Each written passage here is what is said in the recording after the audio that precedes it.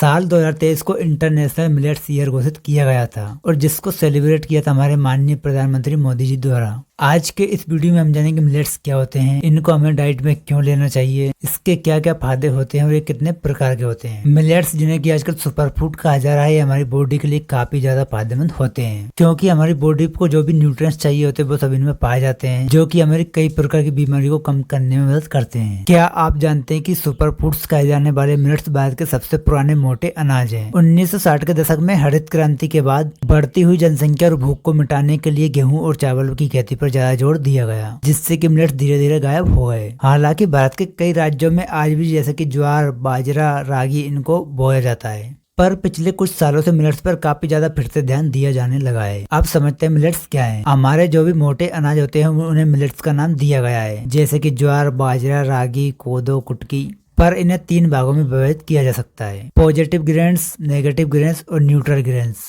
Positive grains में वे सभी grains आते हैं जिनसे आपको बीमारी सही होती है। यदि आपको कोई भी बीमारी है या फिर कोई भी न्यूट्रिएंट्स की कमी है तो उसे पूरा करते हैं। तो ये हमारे 5 ग्रेन्स होते हैं: रागी, कुटकी, कंगनी, सांवा, कोदो और नचनी। फिर आते हैं हमारे न्यूट्रल ग्रेन्स। न्यूट्रल ग्रेन्स में हमारी आती है ज्वार, बाजरा और मक्का। ये न्यूट्रल ग्रेन्स की श्रेणी में आते हैं क्योंकि ये ना कोई बीमारी को सही करते हैं, ना ही कोई बीमारी पैदा करते हैं, परंतु ये हमारे खाने के लिए बिल्कुल सही होते हैं। अब आते हैं हमारे नेगेटिव ग्रेन्स, जिसमें आते हैं हमारे गेहूं और चावल। ये कई लोगों को एलर्जी रिएक्शन करते हैं, कई लोगों को ग्लूटेन से एलर्जी होती है, वो इनको नहीं खा सकते हैं। अब इनके फायदों को समझते हैं, फिर हम इनके बारे में थोड़ी और डिटेल में जानेंगे। मिलेट्स का सबसे बड़ा फायदा यह है कि इस फसल को किसी भी क्षेत्र में और किसी भी मौसम में उगाया जा सकता है, चाहे वह पहाड़ी क्षेत्र हो या फिर मौसम गर्म हो या फिर ठंडा हो, उसमें इसे किया जा सकता है। और इनकी फसल को उगाने के लिए ज्यादा पेस्टिसाइड की जरूरत नहीं पड़ती, ज्यादा केमिकल की जरूरत नहीं पड़ती। मिलेट्स न्यूट्रिएंट्स, प्रोटीन और फाइबर और विटामिन से भरपूर होते हैं। ये आपको एनर्जी प्रदान करते हैं और आपको हेल्दी रखने में मदद करते हैं। यदि आपको डायबिटीज जैसी समस्या है तो उसमें भी ये काफी ज्यादा फायदेमंद होते हैं। ये आपके ब्लड शुगर को स्पाइक नहीं करते। यदि आप मोटापे से परेशान है तो उसको भी ये काफी फायदेमंद होते हैं। ये आपके वेट लॉस में काफी ज्यादा मदद करते हैं। इसके अलावा ये बढ़े हुए कोलेस्ट्रॉल लेवल को कम करते हैं और कई प्रकार की बीमारी से लड़ने में मदद करते हैं। अब इनके बारे में थोड़ी डिटेल में समझते हैं। सबसे पहली आती है हमारी ज्वार। ये दिखने में सफेद छोटे रंग की होती है। इसको आप रोटी बनाने में, दलिया बनाने में या फिर पॉपकॉर्न बनाने में भी उपयोग कर सकते हैं। ये हमारे ग्लूटेन फ्री होती है और इसके अलावा इसमें प्रोटीन और फाइबर काफी ज्यादा होता है, जो कि आपके वजन को कम करती है और ब्लड शुगर लेवल को नियंत्रण में रखती है। दूसरे पे आता है हमारा बाजरा। ये दिखने में कुछ ऐसा होता है। ये उन जगहों पे ज्यादा उगाया जाता है जहाँ पानी की कमी होती है। इसकी भी हम रोटी, खिचड़ी, इडली, डोसा बना सकते हैं। इसके बाद आती है हमारी रागी। ये दिखने में सरसों के दाने जैसी होती है। इसमें कैल्शियम काफी ज्यादा मात्रा में पाया जाता है। इसके अलावा इसमें vitamin A, vitamin B, phosphorus और प्रोटीन फाइबर भी काफी अच्छी मात्रा में होता है। ये साउथ इंडिया में काफी ज्यादा पॉपुलर है, उपयोग की जाती है। इससे भी आप रोटी, इडली और डोसा बना सकते हैं। माइनर मिलेट्स में यदि बात करें तो आती है कुटकी। ये हजारों सालों से भारत में पैदा की जाती आ रही है और आदिवासी क्षेत्रों में ज्यादा होती है। इससे आप रोटी, स्प्राउट, बेकरी प्रोडक्ट या फिर खिचड़ी बनाने में उपयोग कर सकते हैं। इसमें भी फाइबर और कैल्शियम काफी ज्यादा मात्रा में होता है।